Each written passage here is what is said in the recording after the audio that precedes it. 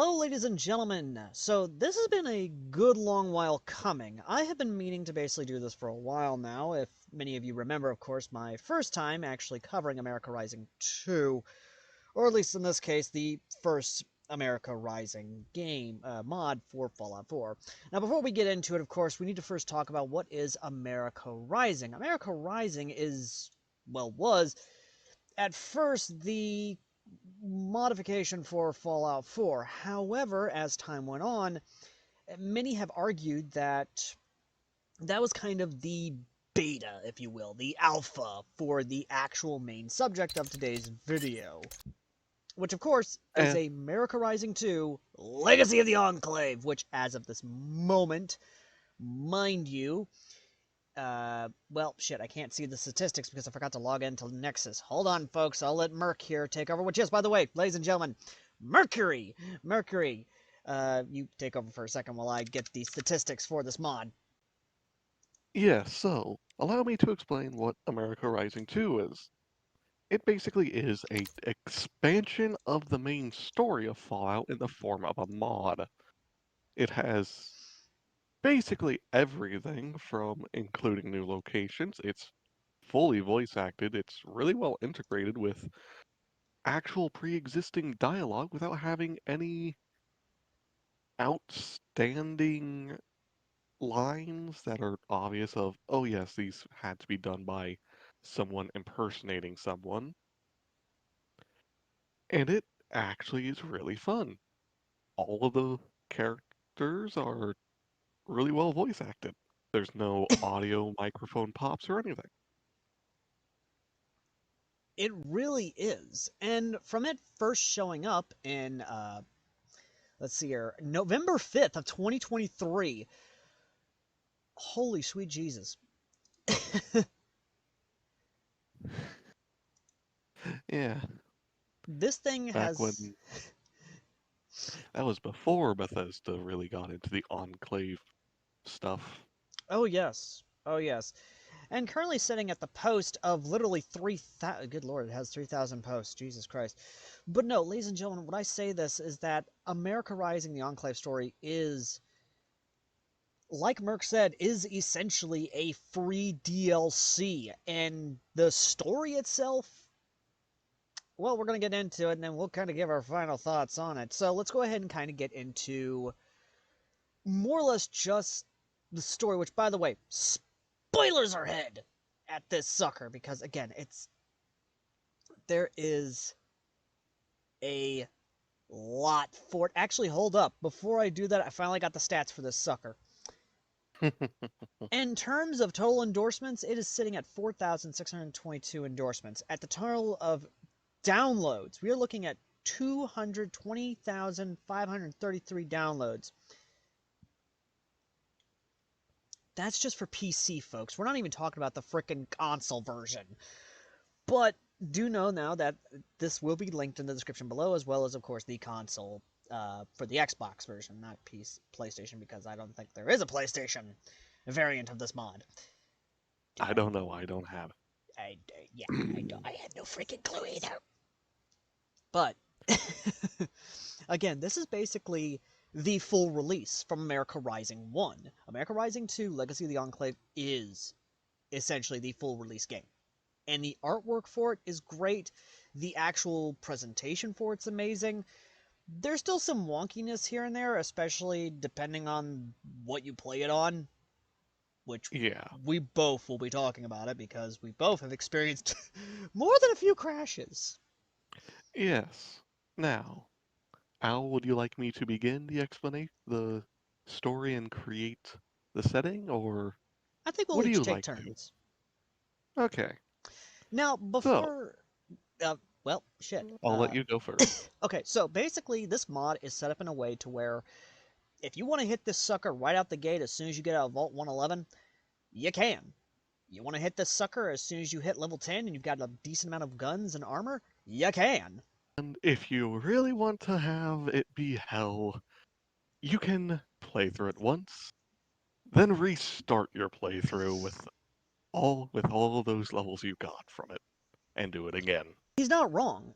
America Rising 2 is probably one of those mods where legitimately it's set up in a way that's actually really fun. Now, of course, the moment you do intercept the Vault 111 emergency signal. Attention, all Vault-Tec personnel. A reactor failure is imminent in the Vault 111 government facility. Immediate action is required. There are multiple lives at risk. This message will repeat. And you go into the actual quote-unquote government vault, you actually, Government wing. well, government wing of Vault 111, which, again, I want to preface this before we continue any further into the story itself, because I and my fellow friend here, and anyone who has ever played this mod, can stress enough the amount of custom assets and custom world spaces that were made in this mod. I think there were like well over 100 new interior cells created for this mod. It is I it again, it is not an understatement to say that this mod pushes the limit of what can be essentially done in a Fallout mod. Like hell, we've even you guys, anyone who's ever played this thing has basically stated if this was official DLC, we would not be basically pissed if we paid like $40 for it or even $20 for it. That's how Yeah, good it is. knowing Bethesda, it would be $60 plus season pass. And you would not be getting all the stuff because then you'd have to go into the Creation Club and buy some of the fancy new items. God damn it, Bethesda. Now, continuing onward, there is of course something else pretty cool, which is the fact that this is actually has integration for the Atlas Summit Redux mod. However, that is another thing altogether, and we will get to what the next mod we might cover down the line. Now, getting back to the story itself, we get into the government wing, and then we find out that there are people from the pre-war world! What? What's going on? Where is everyone? Wait. I don't recognize you. How did you get in here? I'm from Vault 111. What, from the civilian wing? Interesting. This area is inaccessible from the civilian wing. You must have come from outside. What's it like? Who are you? Dr. Ellen Kane, Research and Development Division of the United States Chemical Corps. Assuming there still is a United States.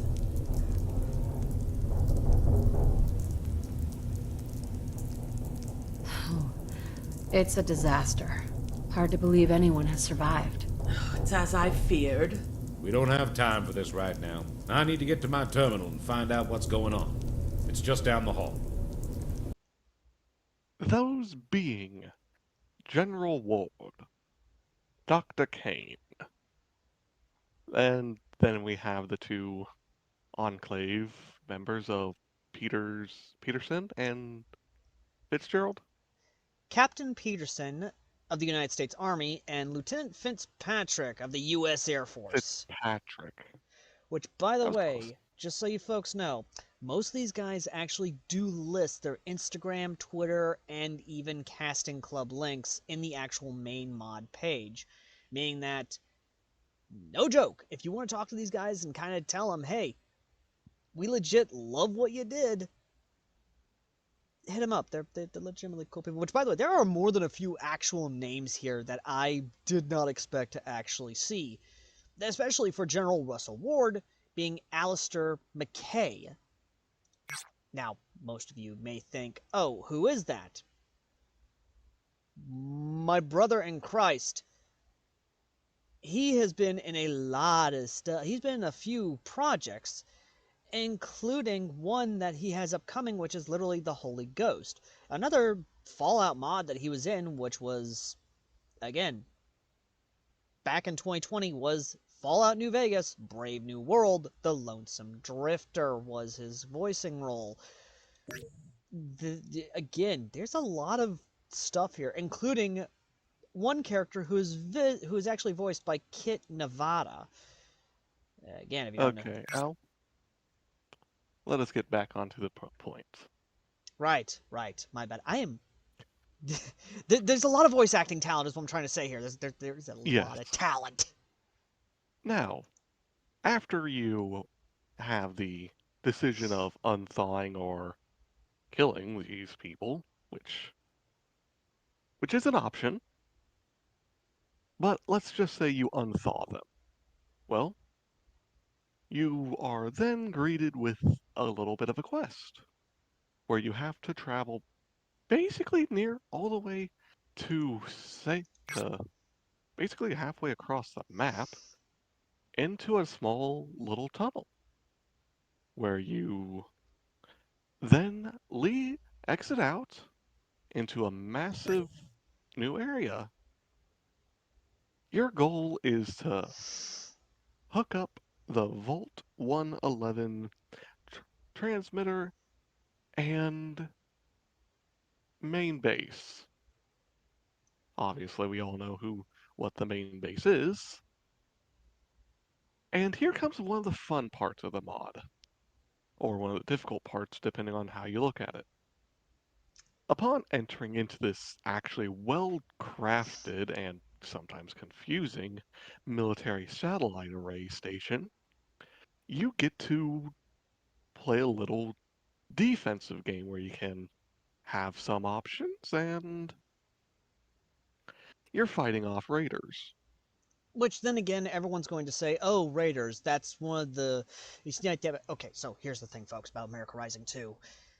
It takes basic enemies, and instead of one, two, maybe five guys you come across in the wasteland, it's not You're just one. facing like 30.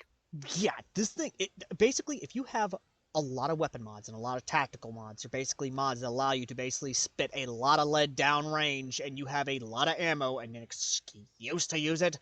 America Rising 2 gives you the excuse to spit a lot of lead down range. Yeah. But we're And getting ahead of I ourselves. am not even. Yeah.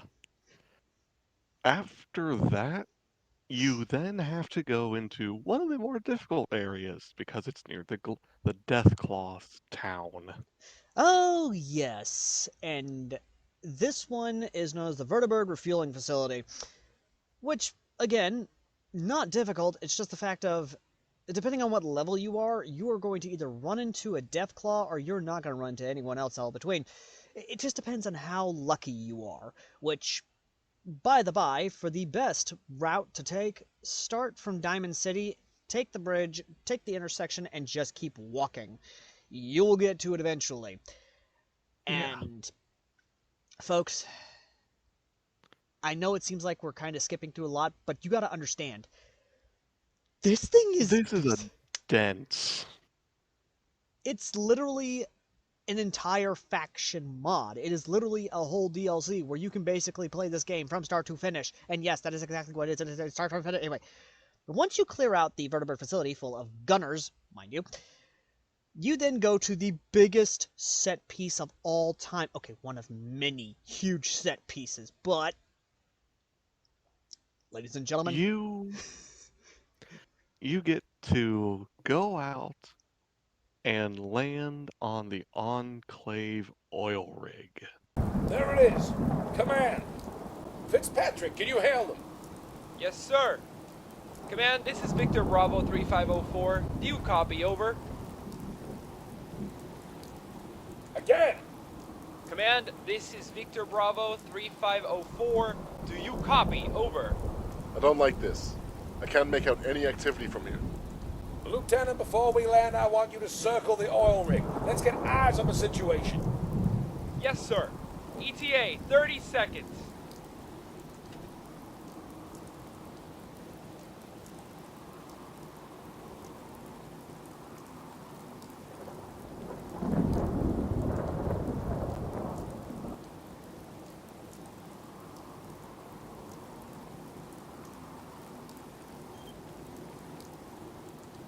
My God.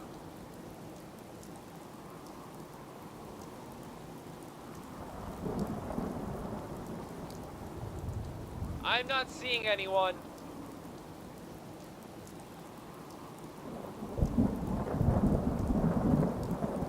Are those corpses?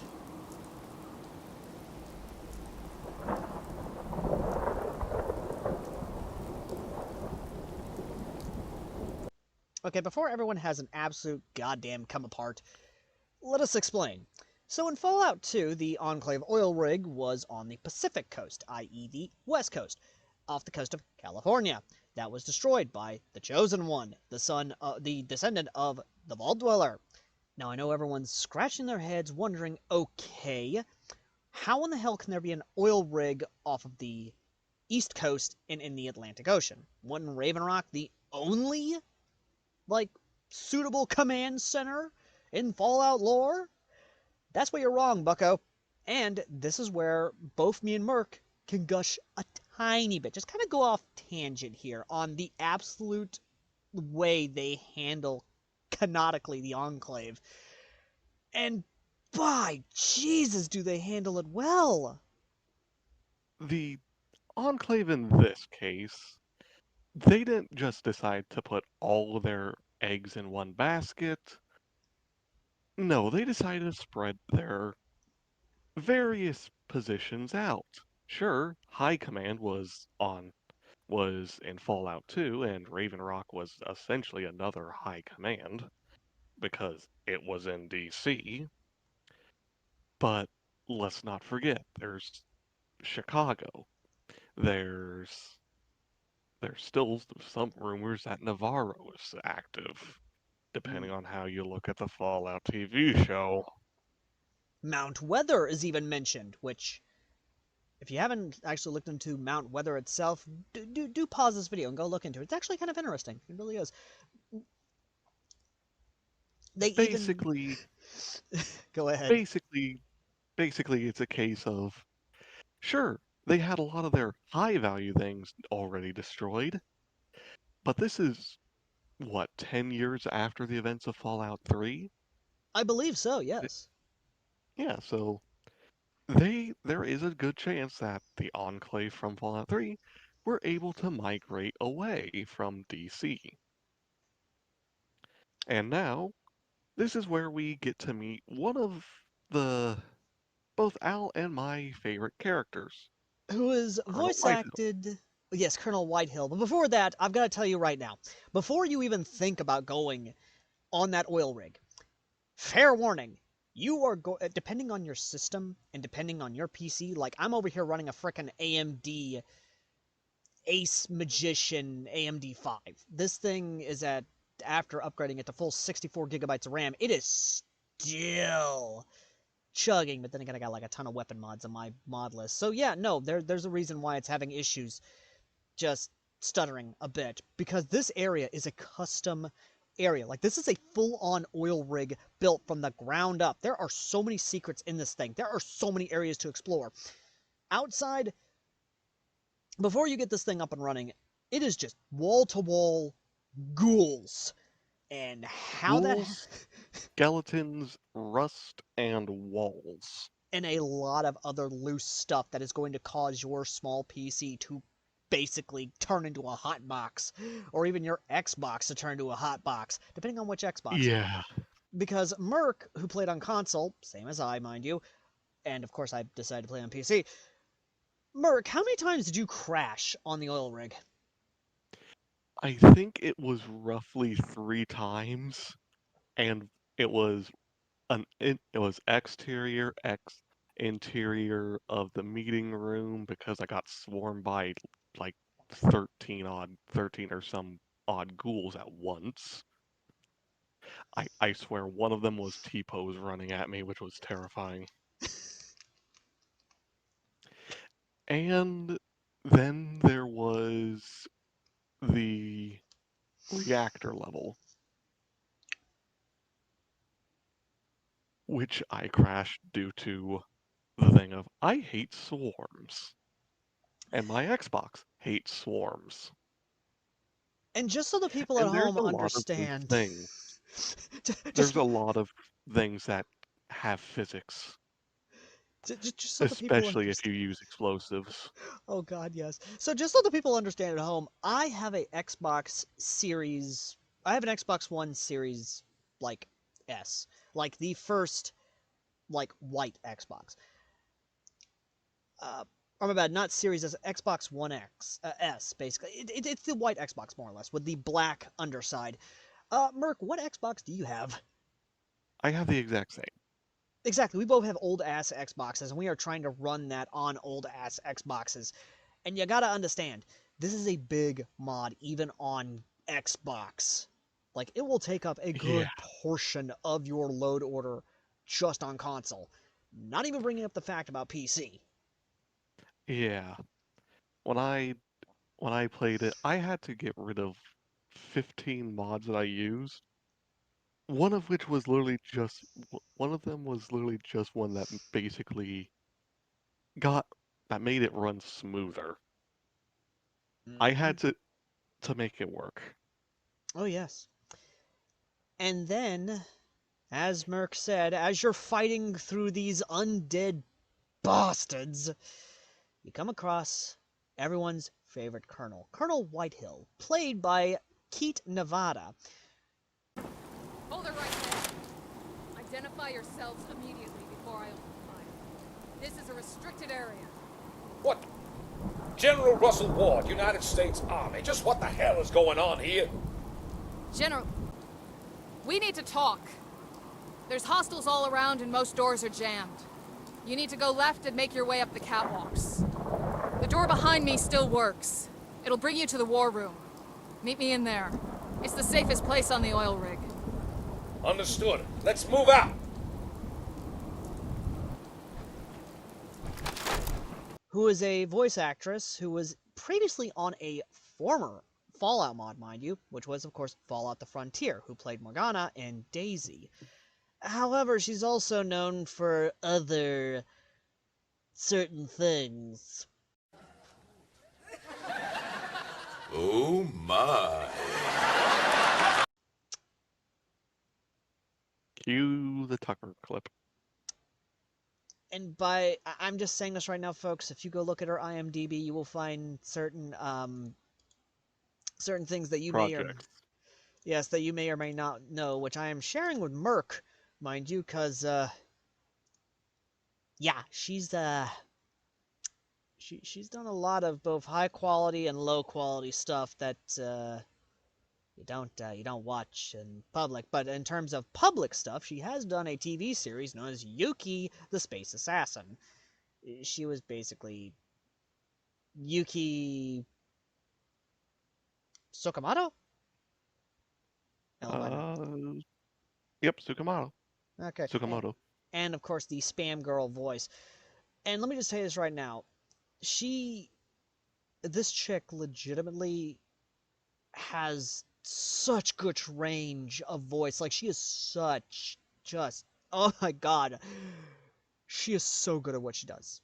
Like, my god, she is.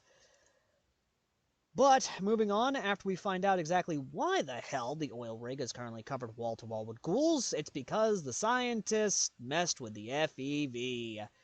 Oh wow, the Enclave messing with the FEV and something going bad. Who could have seen it coming? What could possibly go wrong? Oh no, it all went wrong. Let's try again. Oh no, it all went wrong. Let's try again. I wonder what will happen if I press the self-destruct button a third time. It is at this point, ladies and gentlemen, that the running joke that the Enclave has no luck with the FEV is very much so. Well, Beaten like a dead horse. that and very, very much so relevant here. Now, once you do secure the oil rig, you actually get to meet more Enclave remnants. Now, caveat here, folks. Ever since the next gen update came about, this did give you options for Enclave in the Commonwealth. However, and this is just something, mind you, if you do get the patch for it, you actually can legitimately recruit these remnants, and you actually do get a quest marker that basically pops up and says, hey, go get these guys back over here as well as the supplies. And they do that. You do that. You go get the remnants, and if you have the other next gen update patches, you also get the armor and everything else for the Enclave. But getting back to the actual story itself, you go after the remnants and you come across basically a hostage situation. Now, if you think that it's going to be the same building every time, it's really not. Like, my god, they literally choose any and all random locations in the wasteland. Like, I've even had one hostage situation where I was supposed to save the hostage at literally a shack. Of the 3 times I did it, I ironically got the exact same place each time. Really? I got Judge Zeller, which is a weird place to go and try and find half the time. Well, alrighty then. Maybe my console doesn't like Judge Zeller. Well, Yes, yes, but after this lovely hostage situation is resolved, you get to meet one of my favorite characters. yep. Chief The Engineer Myers. And if you're wondering how that's spelled, it's Myers. And he has the most Boston of Boston accents I've ever heard. And he is played by Joseph Boone. Who are you? No. Well, I'll be damned. Colonel. Stanley? Aren't you a sight for sore eyes? Didn't think I'd see you anytime soon. What have you been up to all this time? A lot. I'll fill you in on the details later, but suffice to say that with the help of the lieutenant, we've managed to secure the oil rig. Now I'm trying to track down survivors and bring them back. The oil rig? That thing still floating? Just about. Your expertise is sorely needed, though. You hear that, guys? We've actually got orders. Pack your things. Thank you, Stanley. I'll have a vertibird ready to collect you. Lieutenant, let's rendezvous at the oil rig. Myers, we then get to explore possibly the most detailed and overly complicated part of the entire location, the factory. Now, before we continue, I'd like to actually point out that the guy who plays Myers, mind you, also plays Staff Sergeant Toby. And no joke, folks, this dude has played Staff Sergeant Toby in 2 other projects. In the first America Rising, A Tale of the Enclave, back in 2017, and in 2011, he also played for the Enclave, Operative Scully, and Staff Sergeant Toby. Meaning that this dude has basically played the same character 3 damn times. Yes. The factory basically is a massive interior cell in which basically it's capable of producing all of the things you need. And I want to take this moment to Or point out again and praise the modders. Like, oh my god. That factory. I spent so much time just exploring it after we got the lights on. it is a place that is well done. well thought out, well animated. Like, Yeah. by animated, you're thinking, oh, like, something moves around. Yeah, something does move around above your freaking head. Yeah. Like you see crates of Enclave laser rifles, you see parts of Enclave laser rifles being assembled. You get to see parts of robots that the Enclave will be using. And of course, you get a shit ton of random containers. Not only that, but also power armor. power armor literally moves above you. That's why I made the above your head comment, because there's literally, again, I cannot stress how well done this was animated, because they animated these frickin' cranes carrying off power armor on a friggin' assembly line. Yeah. But go ahead. Yeah. We are skipping over a few quests and how things may change. Yeah, because we're just trying to get the story here out as possible so we can talk Yeah. about what we liked and what we didn't like. Which, if you couldn't tell by both me and Murc, the oil rig is so fucking well done. Yep.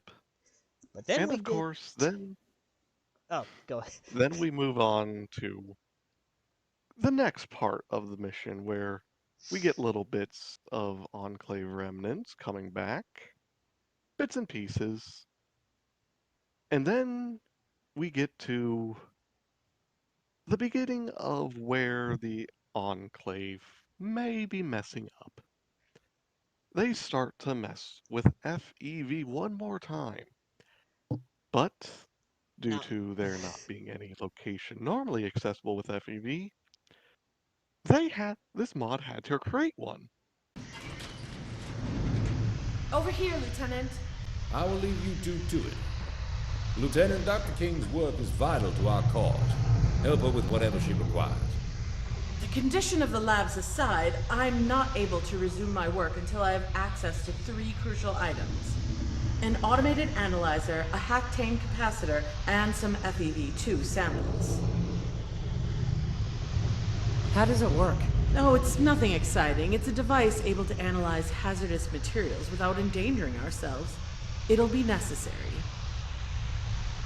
What is it? To be frank with you, I'm not entirely sure what it is.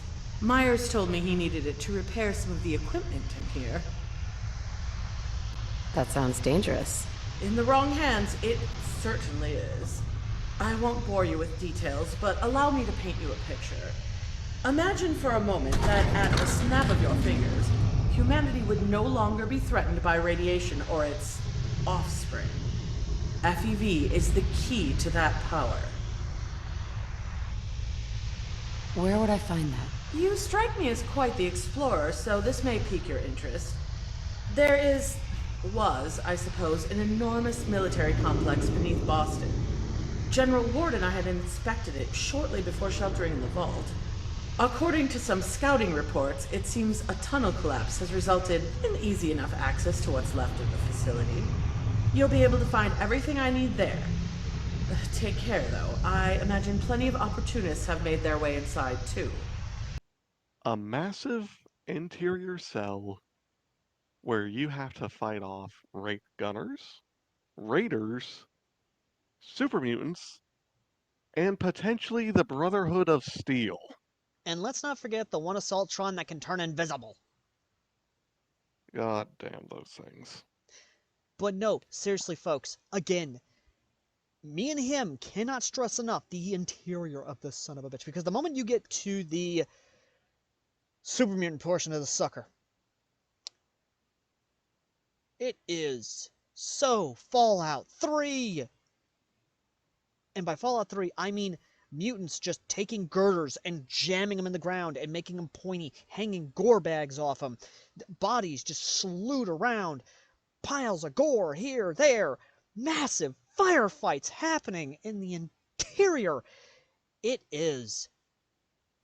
This fight somehow feels at the same time like it's in a massive open area and in a claustrophobic mess the entire time. It's the. I hate to bring it up because again I don't it's so old. It feels like the fight at Galaxy News Radio, where you're fighting your way through super mutants to an objective, and it even ends, well, I say quote unquote ends, it even has a super mutant behemoth showing up, and basically you have to unload as much as you can into the bastard. Yeah.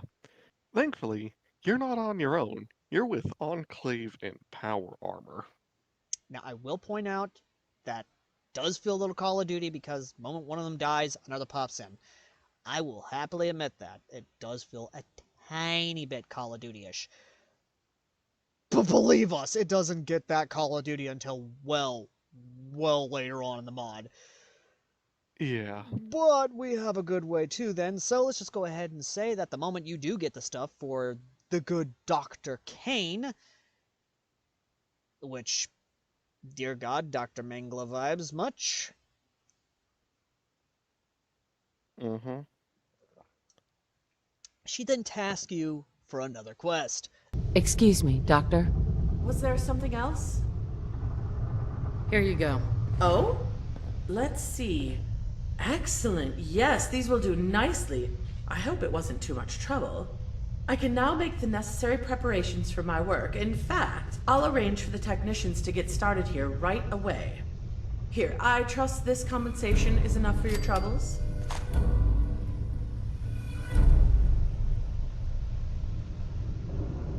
Doctor?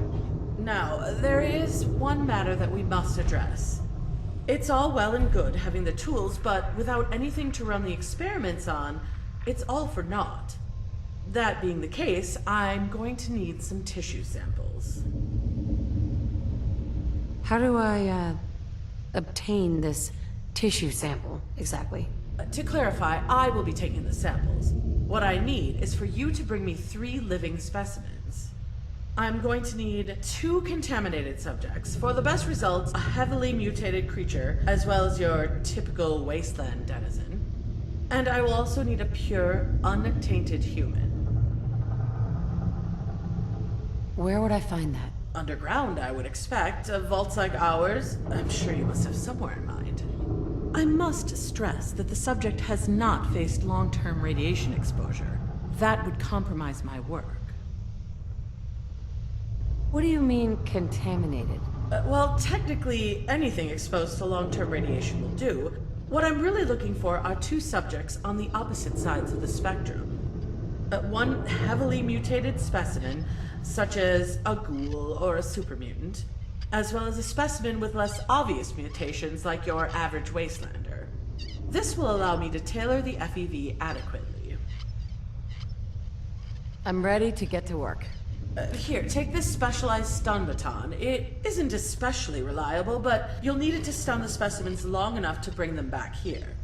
It's only able to stun every few hours, so be sure to pick your moment. I suggest less conspicuous targets. You wouldn't want to make a scene.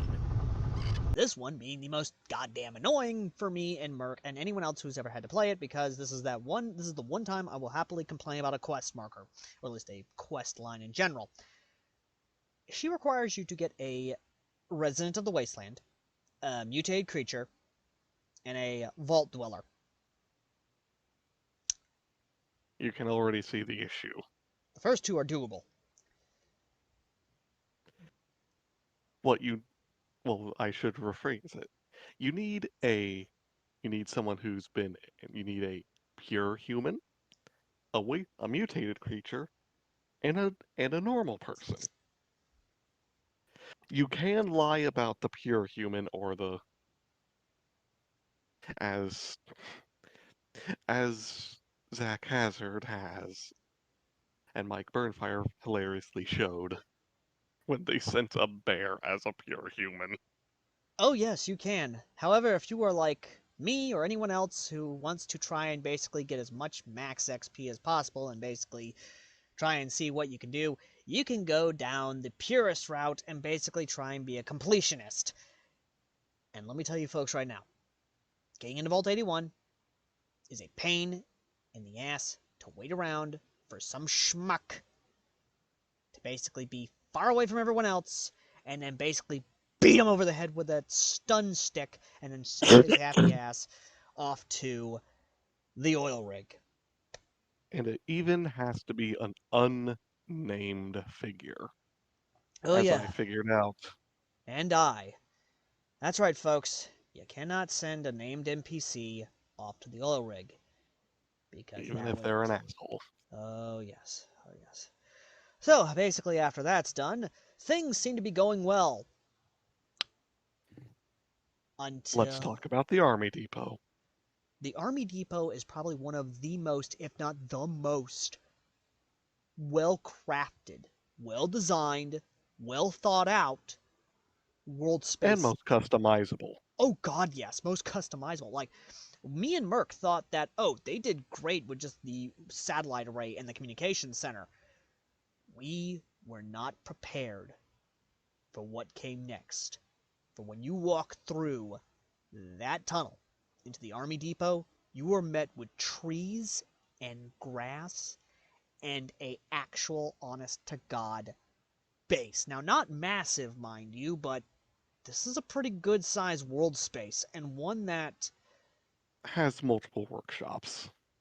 And I will happily admit, and even Murc will probably admit, anyone worth their salt after the hostilities are over and you've taken over, you just walk. You just explore. You just take it all in. You just bask in the glory, try and see what you can discover. Find the obstacle course. Find the interrogation rooms. There is so much. Bless you. There is Yep. so much about this base that is so well thought out and well crafted that you kind of forget the fact that you're being shot at for a hot moment by a new mercenary group known as Fox Company. And by God Almighty, you know how we said earlier the They're fact of, it's not just, oh, you're going up against maybe 1, 2, 5, maybe 10 guys. I am fairly certain the smallest group I ran into was 5. In this mod, you were in full on platoon versus platoon engagements. Yeah. Overall, it has a lot of enemies, which makes it worth it at times. And like I said, if you have basically gun mods that are very much so high capacity, send a lot of lead down range, yeah, yeah, yeah.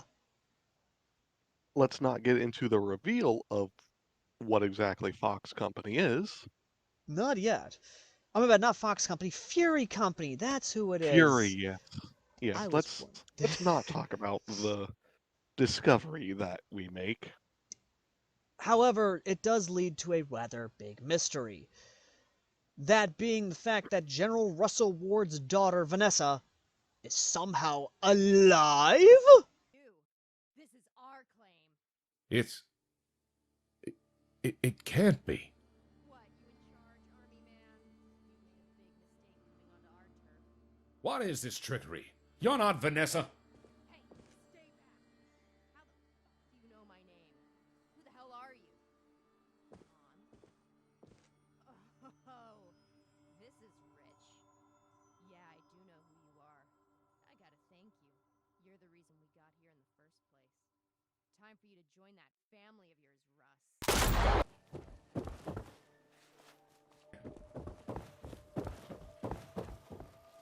Sir, And sounds like it, but it can't possibly be her.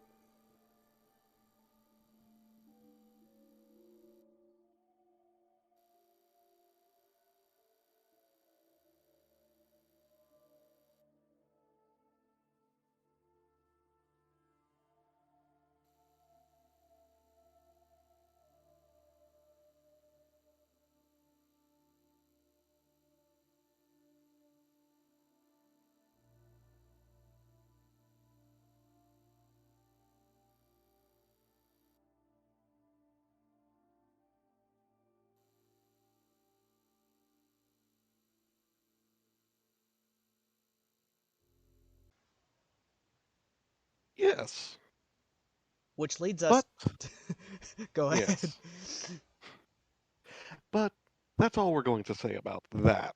No, we're going to save that for the spoiler section and what we liked and not liked about the mod. About the mod. After that, you have to actually do the main quest line of the game. After you So, find General Russell Ward, because his happy ass kind of went missing. had an existential crisis. Yeah, kind of went missing. And so you have to go find him. And after you do, well, this is where, again, a lot of good world building actually happens. Like, you learn about the actual Vanessa. You learn about the past, Russell Ward as a man himself, finding out that, yes, he was a family man, but he was very much so a patriot. All of the terminals, all the notes, they are fairly well detailed. There is, I don't think there's a terminal that, or note that doesn't have at least some decent reading material and lore world building Yeah, on it. yeah, and that is very rare to actually find in a mod, especially Yeah. one so well done as this one. Like, my god. It takes a certain type of mod creator to want to go into that detail. Oh, yes, most definitely. And then we get more into this mystery. But before we can, we have to, of course, prepare the arrival of Senator Matthews, who, we forgot to mention early on, we actually do get in contact with High Command. And Senator Matthews is... He is played by Alan Andrews. Looking at his IMDb, he Stargirl of all things. He has been in a lot. Not just America Rising 2, but he has been Stargirl, he's been the Eye of Tammy, he's even been in the Fallout the The Frontier. Frontier. He's played a fair amount of things.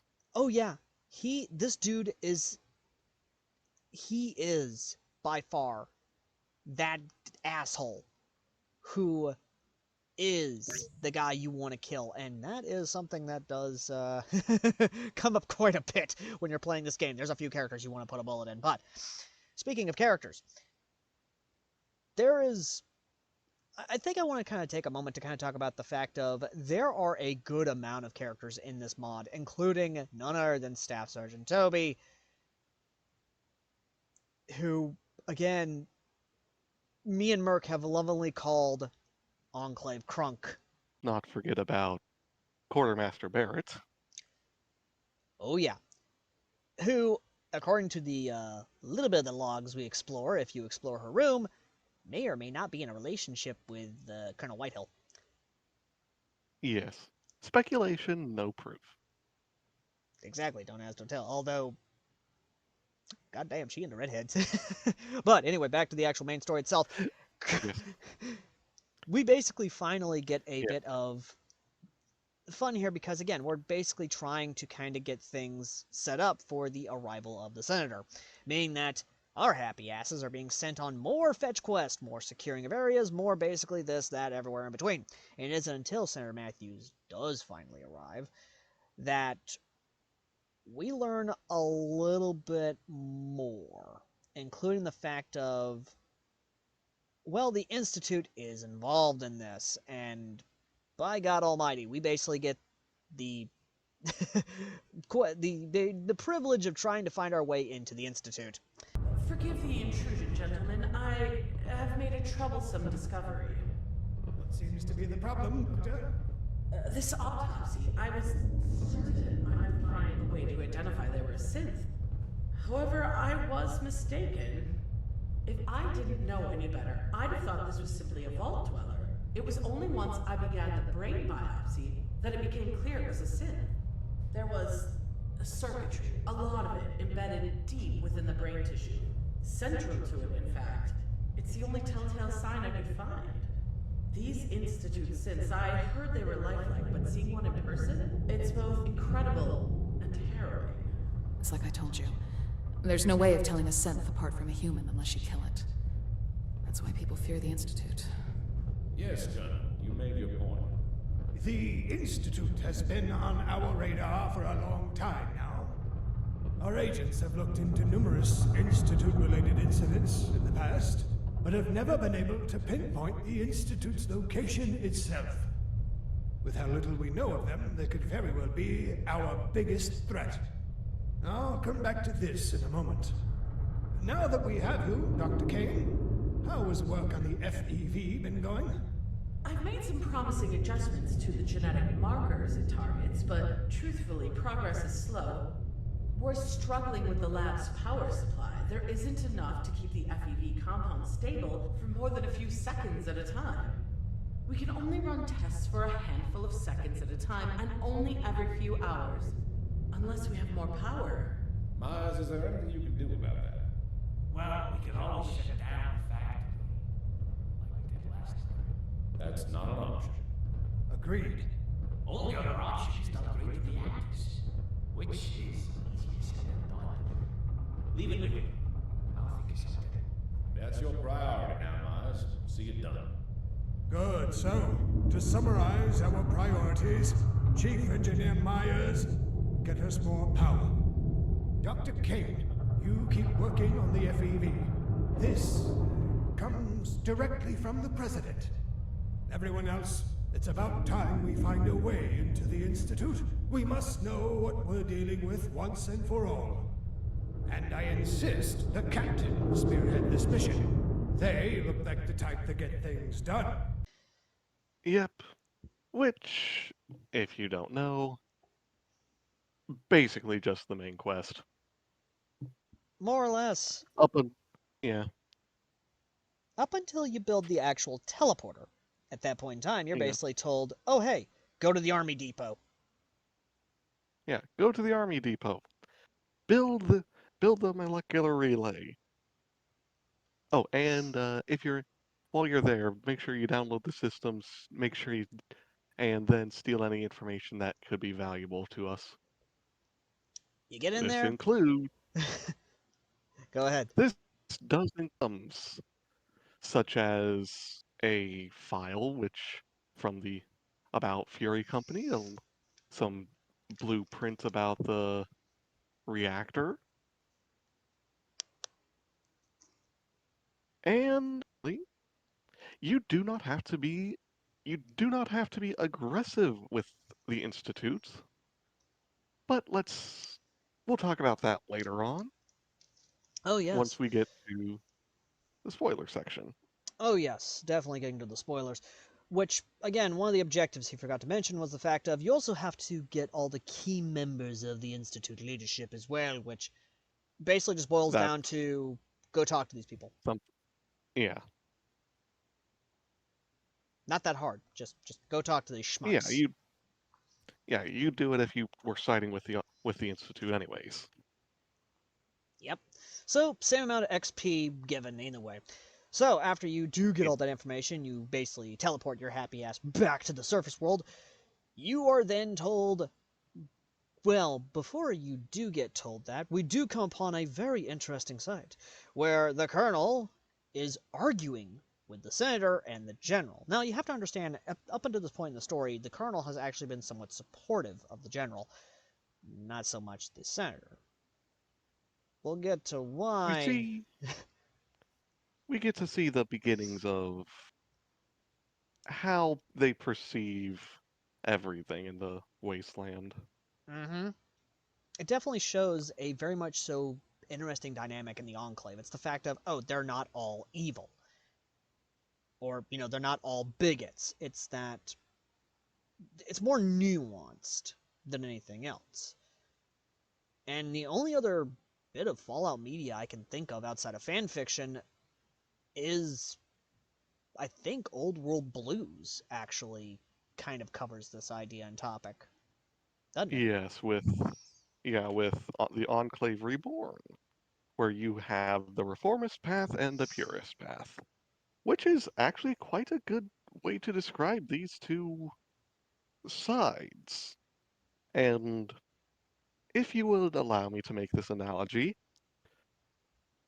the senator is a purist of the Enclave. He believes that the only people that should be inheriting America are the Enclave.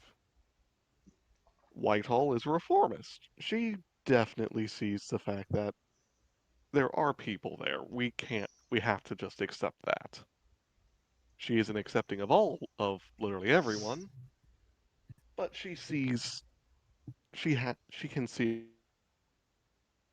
it within. And then we have the general. The man who can see both sides, but due to his position, is needing to pick one. And that is exactly And sums up the situation. And yeah, again, this is where it gets very intriguing. Now, as the story goes on, we do get to the point of we now have to pick a side.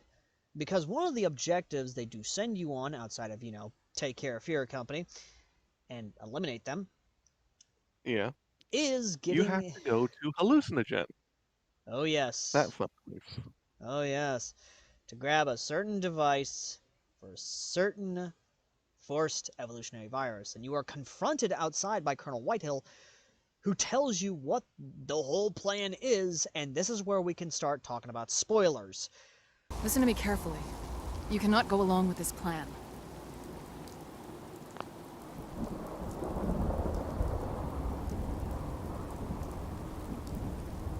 I don't understand what's going on. Look, I'm sure the Senator's peddling this ideal of a world without mutation. If it were that easy, I'd be right there with him. The reality of this is, if Senator Matthews gets his way, the repercussions will be unfathomable.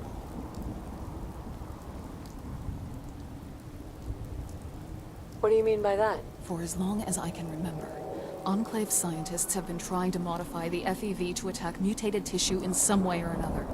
Matthews wants Dr. Kane's strain to be as aggressive and indiscriminate as possible. And there's the problem. People like you and General Ward, Enclave personnel who haven't been exposed to radiation for extended periods of time, the FEV wouldn't touch you.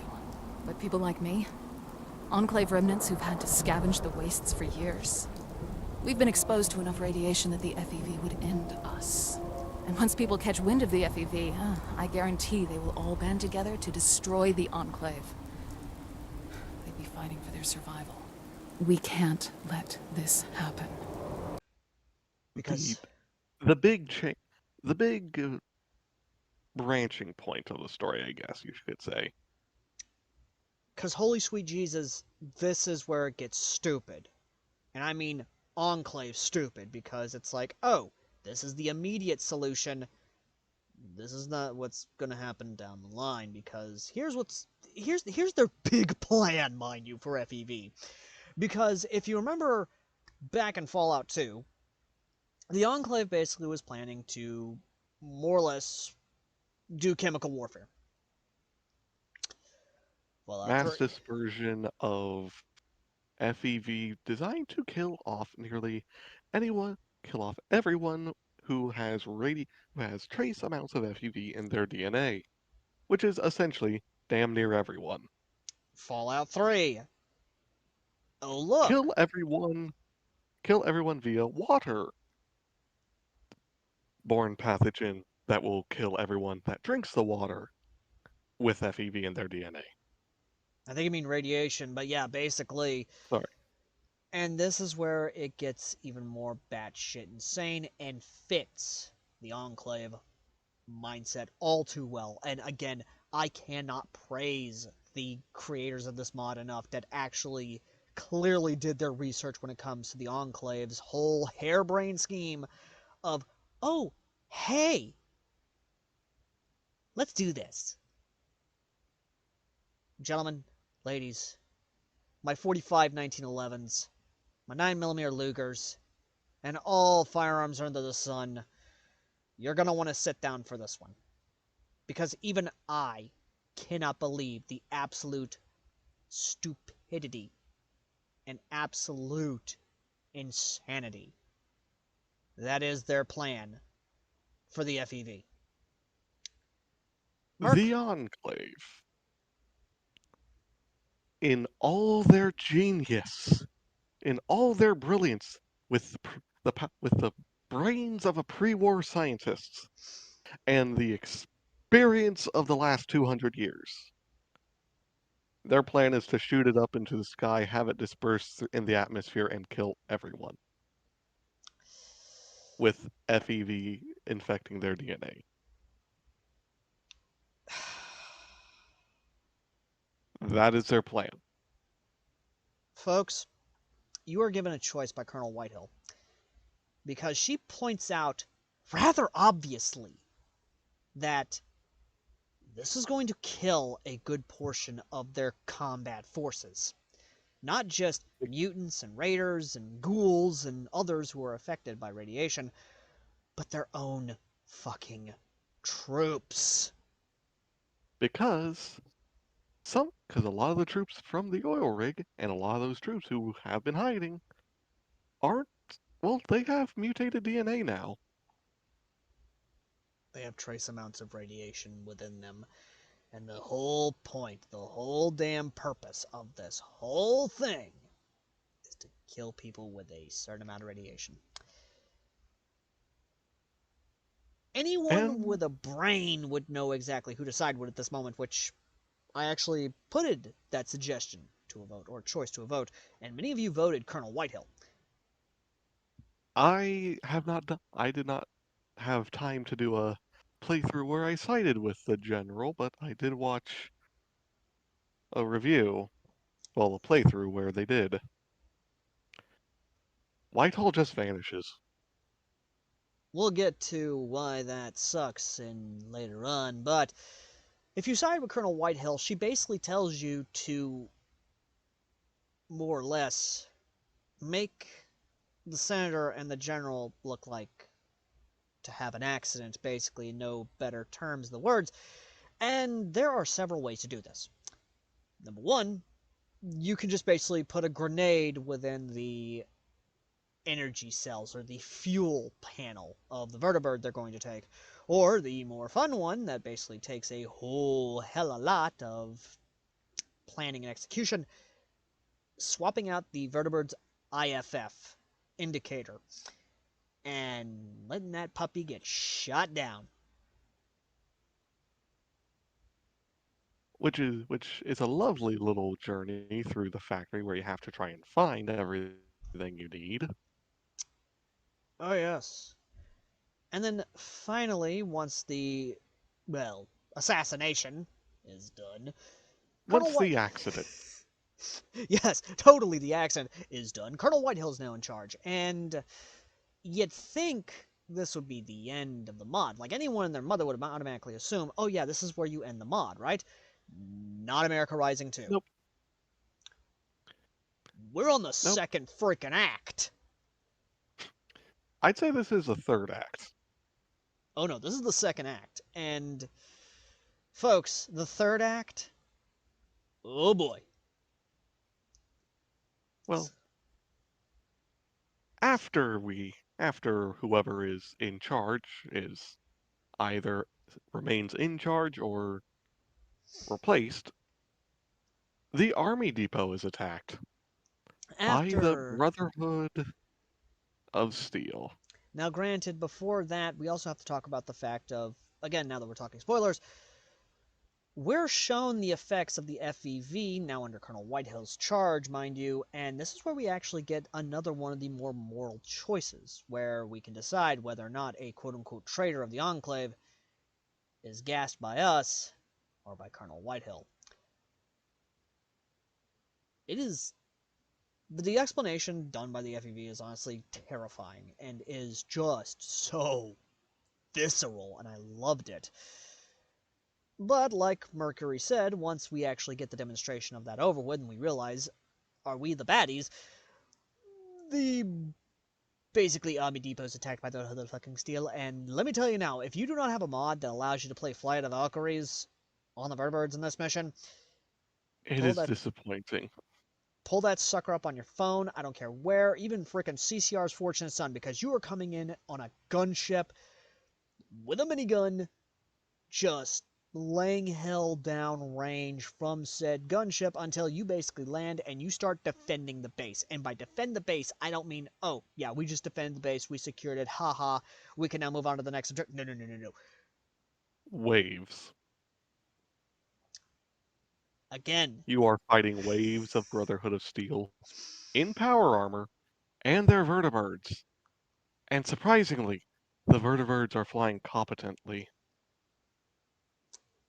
Again, need I mention that if you have gun mods, have a lot of guns, you're gonna need a lot of ammo, you're gonna need a lot of rockets, that anti-air. You are going to need to prepare for war. And war happens because as soon as the Army Depot is defended, because this is You where go from you go from a defense to an assault on and an on an even on probably a in an area that is just about as large as the Army Depot in size or in scale.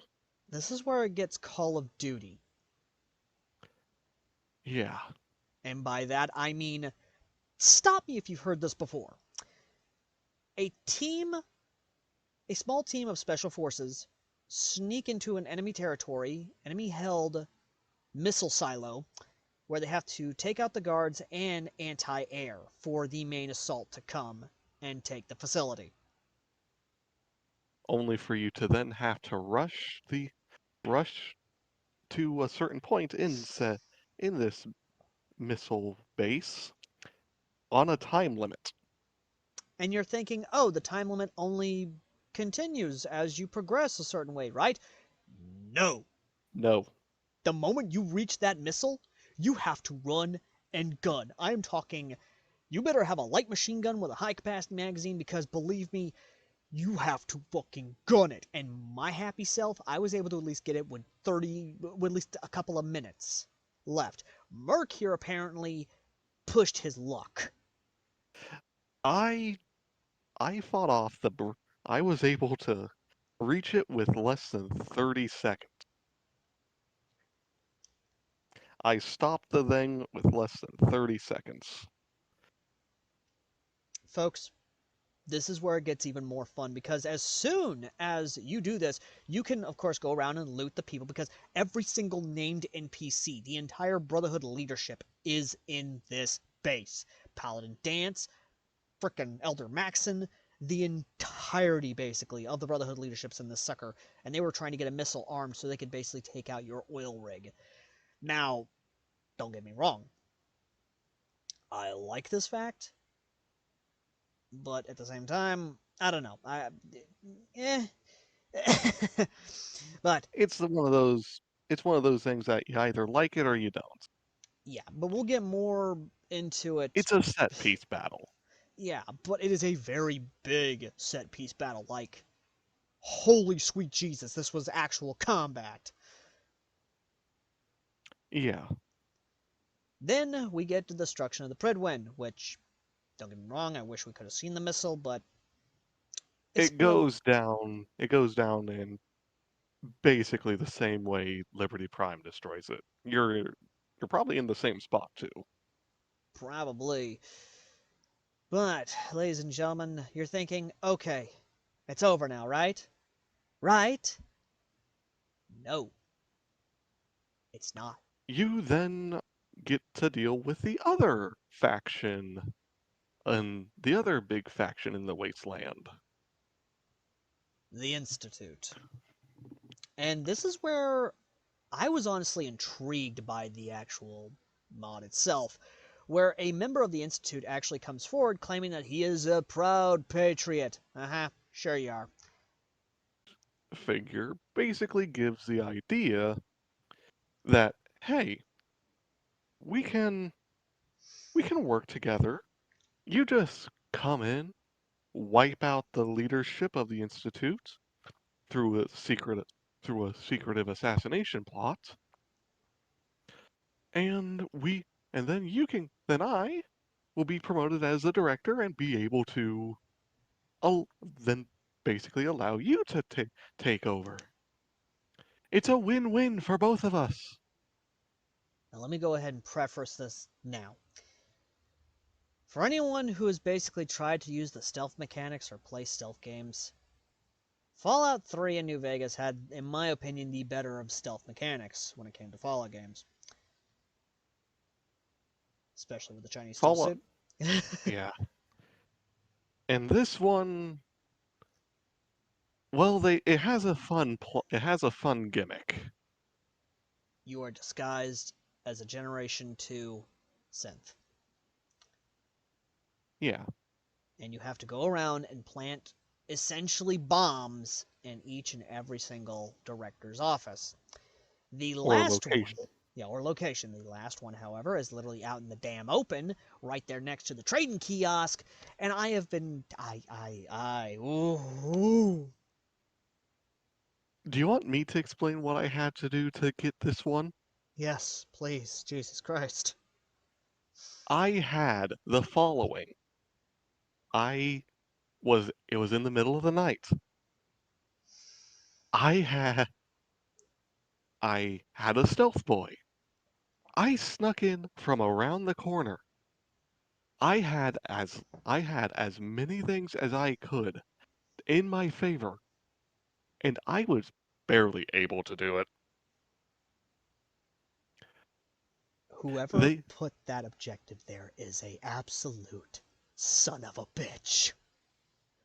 they probably thought, "Oh, this won't be that difficult." Apparently, they never just sat down and realized, that synth doesn't move. It never moves at all, and don't get me wrong, they do give you noisemakers, which, I'll be honest, was a new concept, honestly. Like, that was kind of a cool addition, and one of the many things that was added via the mod. But Jesus Christ. Now, of course, you do take over the Institute. Ha ha, everything's good. The Enclave's now in control. But what if you decline the offer? Well, that's what I did in my playthrough. And Murc obviously saw the playthrough of what happens, and let me tell you now, folks, a lot happens. Because the Institute attacks the oil rig. And it is fucking glorious. Not only that, but also you get to see more custom assets. Because I forgot to mention this. I think, Murc, you also forgot to mention this. This mod has cutscenes. Oh, yeah. They are rare. They do, but they are very well done. One of my favorites has to be the planning of attacking the Institute. Because, dear God, the holographic table that we've seen in every single Fallout game since Fallout 3 is used, and it is used so fucking well, and it is so buttery smooth. Minus my PC's limitations, of course, but still is so Yeah. good. Ma'am. We find ourselves in your debt again, Major. But we have even less time than I thought. Please, step up to the map. We have a lot of wounded troops, but we can't give the Institute the chance to attack us again. I'm assembling a vertebrate strike force and we're on it. Captain Peterson and yourself will depart from here. The squadron will fly directly towards the Institute. When you approach the Institute, you'll probably come under heavy fire. This is when the squad loses a mark. Except you. You'll provide necessary fire support from your vertebrate. Once the coast is clear, you'll dismount from your vertebrate and join the rest of the ground force. We'll then fly in the explosives team, who will use Myers' prototype charges to reach the Institute. Make sure you cover them. When you're inside, you'll need to get to their reactor. You should be able to place a charge in its core, and then evacuate. The explosive charge will go off once you're outside. And then we'll finally be safe. Good luck, Major. One last push.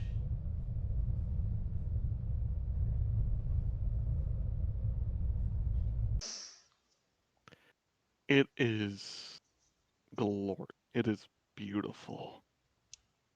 And once again, if you do not have a Flight of the Valkyries mod or some way to play Flight of the Valkyries, you are literally coming in over Boston in a gunship again, and you are just raining hell down on the bastards. And it is basically the assault of the Institute, except instead of, oh hey, you're going there by yourself, maybe a few paladins and your followers.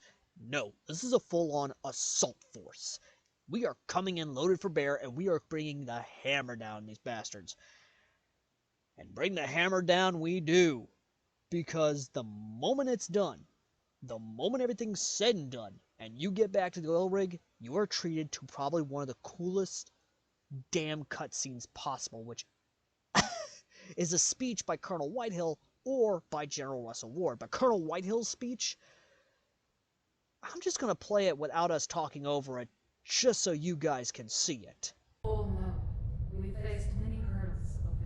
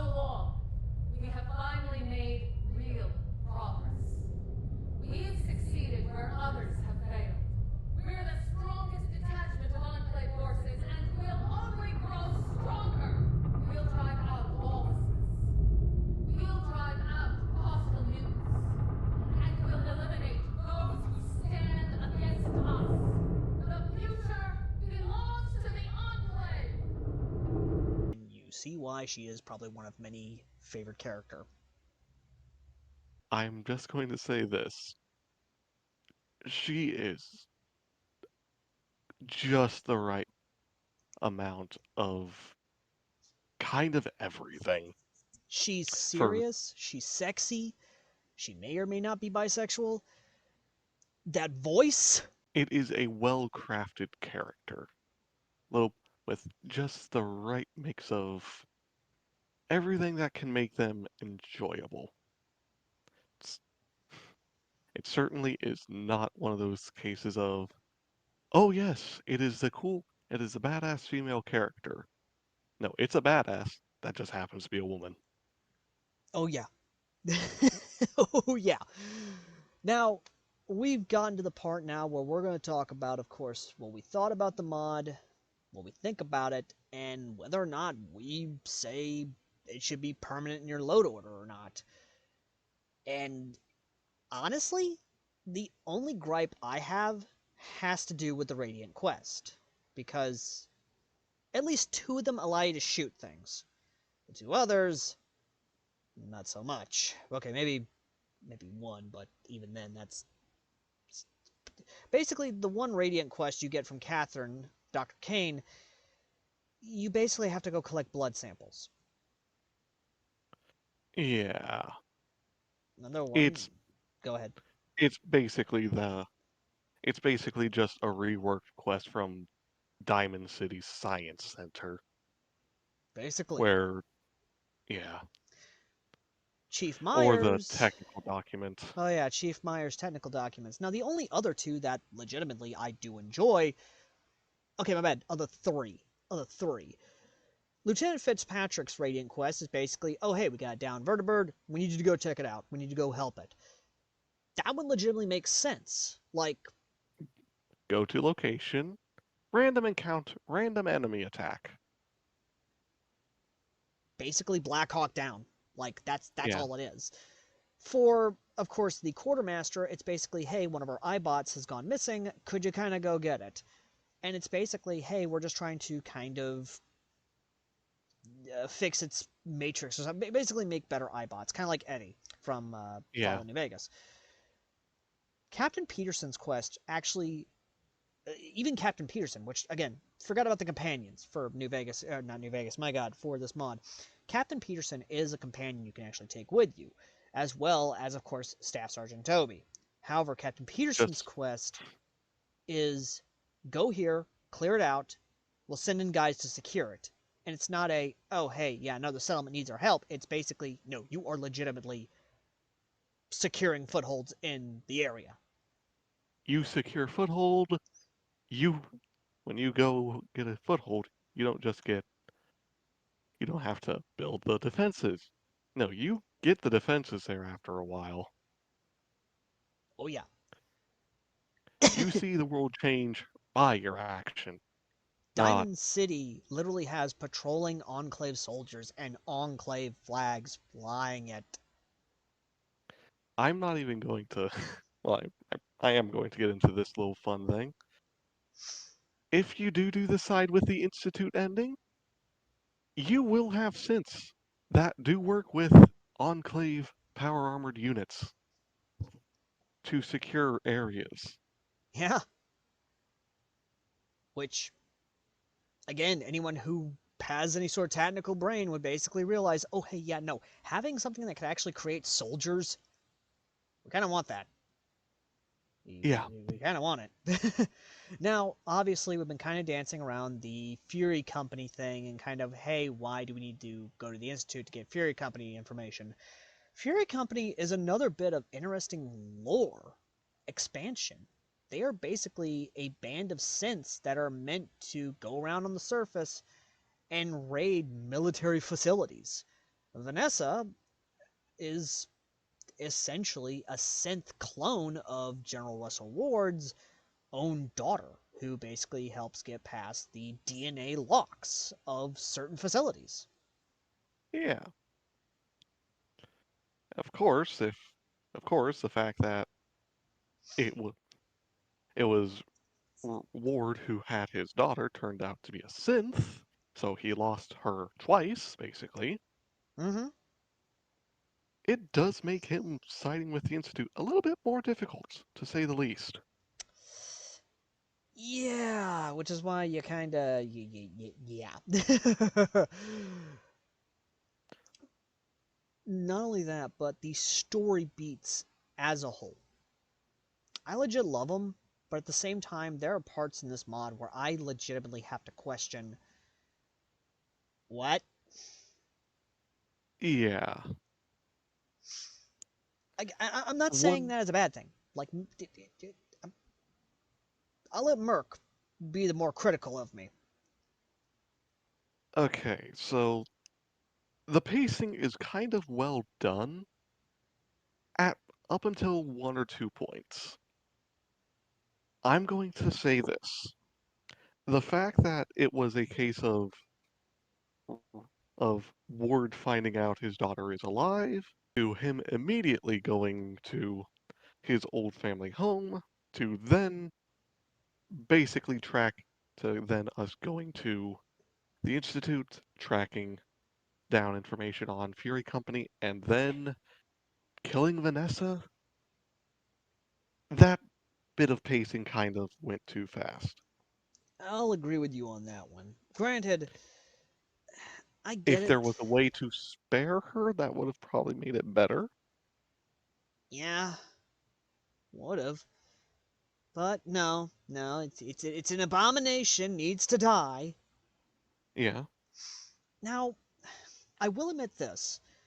I did like how they actually integrated a lot of the main story quest lines into this mod. It made a lot of sense. It worked very, very well, and the fact that you can play this as a legitimate faction from start to finish and continue to expand outwards, not to mention, you can take over Nuka World with, of course, the Enclave faction as a whole. It How can I express how awesome that is? and if you are wondering, oh, if you side with the Enclave, what about the other factions? Well, congratulations. There are quests specifically tied to the other factions that let you combat the Enclave. Mm-hmm. You can, and of course, that each one has its own little appeal. For the for the Brotherhood one, you're assaulting it. You're going in with paladins, all that stuff. Institute, you get teleported in, you're fighting through hallways and all that. The Minutemen is kind of the standout of them all. You actually go in disguised. You infiltrate the reactor room and then plant the bombs. So, You're kind base. of, you're basically kind of doing the railroads mission for in the Brotherhood and for the Brotherhood. Except in this case, you're literally recreating Fallout 2's ending, or the Yeah, end game for Fallout 2, which again, I cannot stress enough how honestly kind of cool that is. Like, this is clearly a project that legitimately does love the Enclave as a faction, and understands their lore better than Bethesda ever could. Well, it doesn't paint them as it doesn't paint them as the black cloud, red flag goose steppers. instead, it's a bunch of descendants of the original American government that basically caused the end of the world and essentially wants to try and take back America. There's bad eggs. There's people with good intentions doing bad actions, and there's good people trying to do the right thing. Oh yeah. If it does if it does one thing, it at least doesn't create a we're the evil faction because we have to be. Yeah, it's not the are we the baddies? It's more of we're doing bad things because we have to. Yeah. Or we can't really look soft because again, It's the Wasteland. Yeah. It is legitimately really, really good and thought out.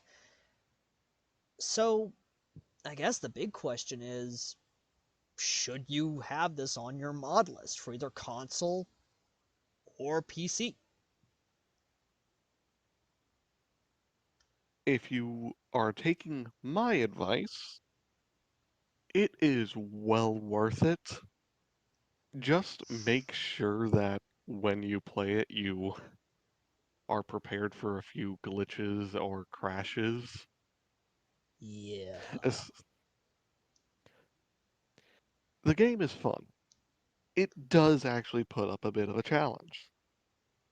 It it basically has all of the dungeons it has you go through that are custom actually feel like proper fights. It's basically like clearing Dunwich Borer or the or Saugus Ironworks. It isn't feeding you enemies one at a time. No, it's feeding you all of them. And it makes you feel like you're in a proper post nuclear war. Yeah. Again, I can't stress that enough. Like, if you have mods that allow you to basically put a lot of rounds down range or anything for that matter, this is that mod to use them with.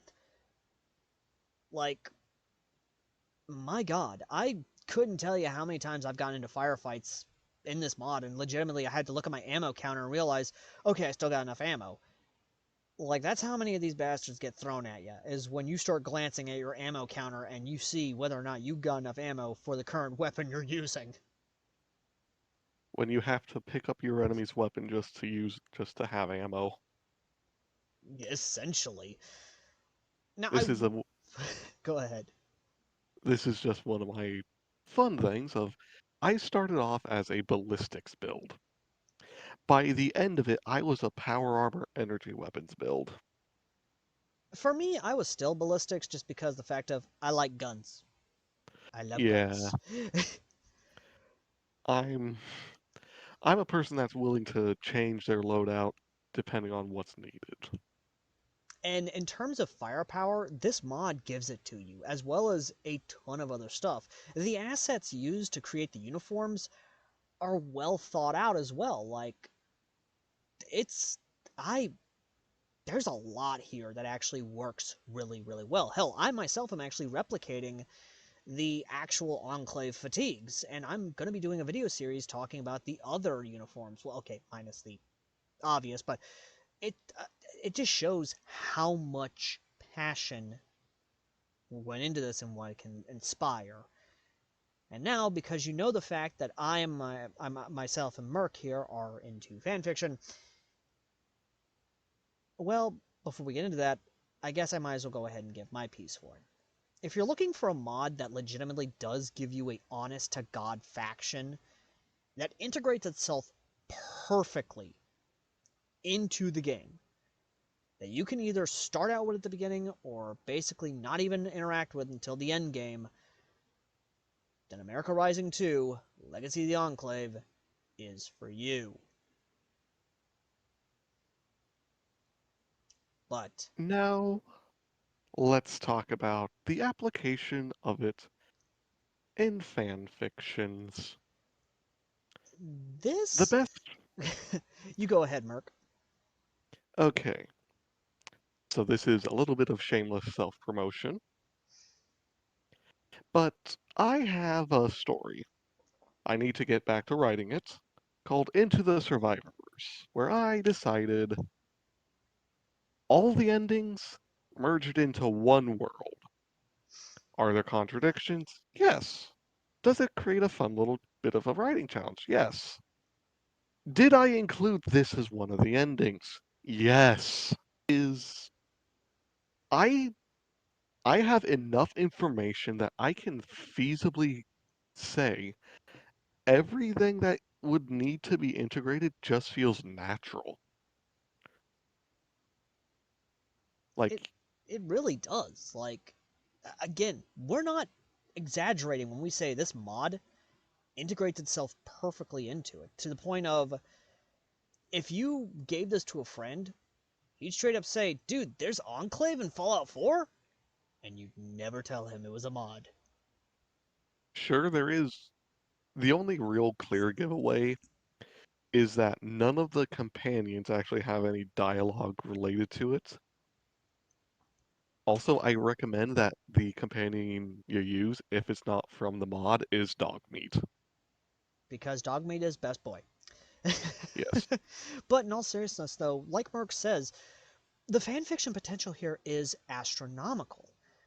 Because of how well the mod's actually crafted and how well the storyline is actually plotted out, legitimately anyone doing a Fallout fanfiction, either in Boston, around Boston, or just Boston in general, it's the Commonwealth in general, legitimately needs to have the America Rising 2 faction in that fanfiction. Hell, you can even do it like Murc's doing here, where legitimately it hell, I'm just gonna throw this out there myself. If you were doing a fanfiction where, say, just throwing this out here now, Izuku Midoriya just somehow shows up in the government wing of the vault, and he wakes these bastards up. Have him literally be an Enclave loyalist, but he's a reformist loyalist because of Colonel Whitehill.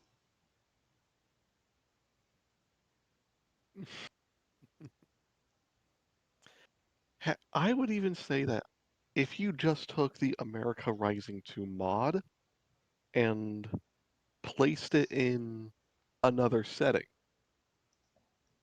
like the locations, in terms of like, oh yes, the army depot, the communication array, the The oil rig. the refueling facility. If you took those locations, set it in another universe, in a different setting, you still have a fairly decent ability to write around it. You really do. Like, I know Murc, as of late, has been doing a lot of Worm stuff, and just recently started a Worm fanfiction for Fallout. Hell, he's even doing a slight shameless promotional plug here, is even doing a Fallout one-shot with Nuka World. And Yes, posted on Space Battles. link in the pinned comment. But in all seriousness, though, if Murc wanted to, I mean legitimately wanted to, he could basically take America Rising 2's Enclave and do a Worm story where, oh, they show up right outside of Boston. I'm talking the Army Depot, I'm talking the freaking fueling facility, the communications, all the personnel, all the munitions, everything just plop right there in Boston. Best case scenario, you have a entirely you have a chance for a pretty good you have a pretty good story with interesting implications just due to one secret society interacting with another secret agency. And I'm not even going to get into how they would react to the idea of FEV and Worm, because that's a rabbit hole of its own. Taking another example from Murc, he's doing a frickin' My Hero Academia Fallout, which don't get me wrong, My Hero Academia Fallout is rare as can be, and I get that. But imagine what would happen if these bastards showed up right outside of frickin' Tokyo Bay. To make a joke that's been said a few times about this, uh, behold Airy, the greatest tool to restore a better world. Yeah. Not to mention the fact of, again, Also meet also meet her uncle, Frank Horrigan. again, Two. again, there is so much that can be done with this mod. Jesus Christ. Hell, just insert whatever here. Like, good, sweet Jesus Christ, people. There is so much story potential. Not just like freaking Worm, My Hero Academia, Gate, Isekai, fucking Just. I am fairly certain that you could place that the the only weakness that I can say for certain that this setting has is it doesn't have the pure reformist and the enclave purist option. You just have the moderate reformist. As someone who has not played Hearts of Iron 4 or any Hearts of Iron game, mind you, I have vaguely understanding of what this motherfucker is saying. But I will say this though, the idea of the multiple factions within the Enclave is actually kind of cool.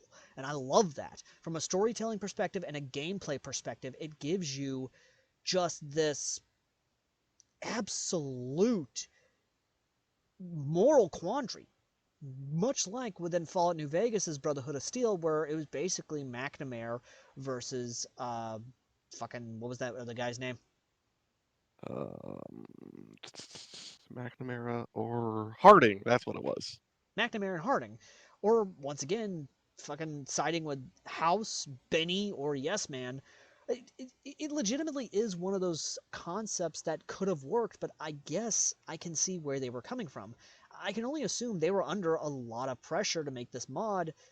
Fuck, we should stop calling it a mod and call it for what it is, a DLC, a free DLC that It is an expansion, basically. it is a full-on expansion. They had to get it out when they could, and the fact that they were able to make this at all from the alpha build, basically. In which my experience was not very well polished, to say the least. I couldn't even. When I played the alpha, basically, I crashed at the oil rig and never even met Whitehall. It was, my god, was it a mess. But it showed us what the mod was capable of and where it could go, and we saw that in America Rising 2. I only wish and hope that the team that did this actually makes a third one where we actually go into Nuka World proper without needing to do a patch, or even, hell, go into Point Lookout proper. You I mean would Far Harbor? Far Harbor, yes, Far Harbor, Jesus Christ. What I'm trying to say, ladies and gentlemen, is that I would legitimately love to see this team continue this as a series of mods. I would love to basically be able to see how they would craft a storyline with Nuka World. I would love to see how they would craft a storyline with Far Harbor. I I just want to see more from these people to actually legitimately do honest good with it. I can see that there is one area that they excel in. They excel in creating a world that is believable, filling it with enough details that everyone can be happy with the results, and most importantly, they give you options for what can happen. And it is You're not plentiful. stuck on, yeah, you're not stuck on a path that maybe has one or two kind of choices. You are on a path that has a lot of different choices that branch, reconvene, that can reconnect, and then branch again into a third way. And legitimately, I love that. Again, to the people who created this mod itself, I legit want to see you guys continue this. Hell, to the Fallout fanfiction community, I want you guys to take this and roll with it. And I'm not saying that to Murc, even though I know he's already gotten ideas from playing the mod several damn times, and even has created cute, adorable things via the mod itself, which again we shall have on screen here because of course we have this adorable little thing right here. Fear what? Fear her wrath. I mean, hell, I've said it already. I'm going to say it a million times more. America Rising 2, Legacy of the Enclave, needs to be canon. I've said this to my friends, of course. I haven't said this on air before or on a video, but America Rising 2 needs to be canon. It has to be the canon ending of what happened to the East Coast Enclave. It has to be the canon ending of, hey, this was a faction in Boston. Someone at Bethesda, make it fucking canon.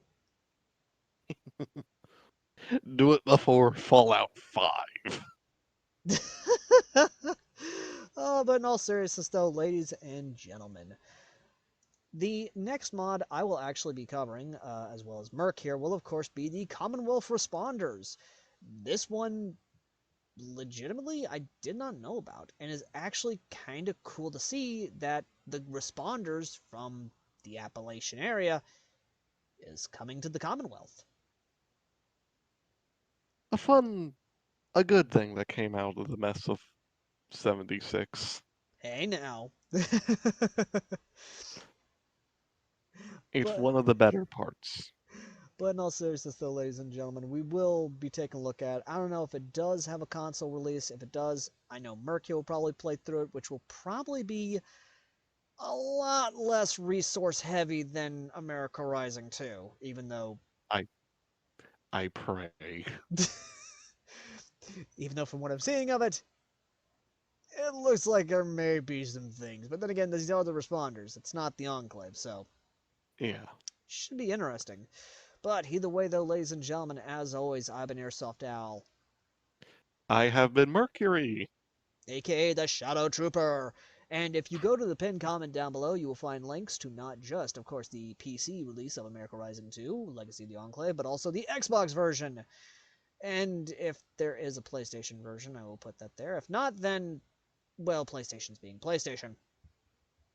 And you will also find the link to the latest of the story.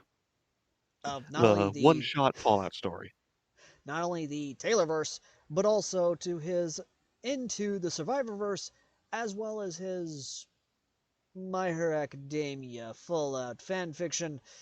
Probably one of, hopefully, many, because I've just given him an idea about Izuku Midoriya basically being a Enclave reformist loyalist. Because let's face it, that little Cinnabon just ending up in the middle of the government vault, that's not gonna possibly end horribly. What could possibly go wrong right next to Tanjiro with Nezuko? Yes. And if you want to help support the content, there's, of course, the links down below to our partners, and, of course, our PayPal and Cash App. If you wish to help sponsor a review, be it media, mod review, or otherwise, please do so down below. Merc, do you have a Patreon or PayPal that you also wish to promote? I do not. I do this all for free. Well, I don't do everything for free. I mostly just do things for my friends. Yes, indeed. Or if I get an idea or something, I will probably create something. Anyways, I have been the Shadow Trooper, the crazy writer, thumbnail guy, and occasional mad scientist trying to create something horrible. And I have been, of course, Airsoft Owl, the common man's Airsofter gamer, and otherwise, that reviews honestly awesome mods, so you can have them on your mod list. And we shall see you in the next mod review. Till next time. Yes.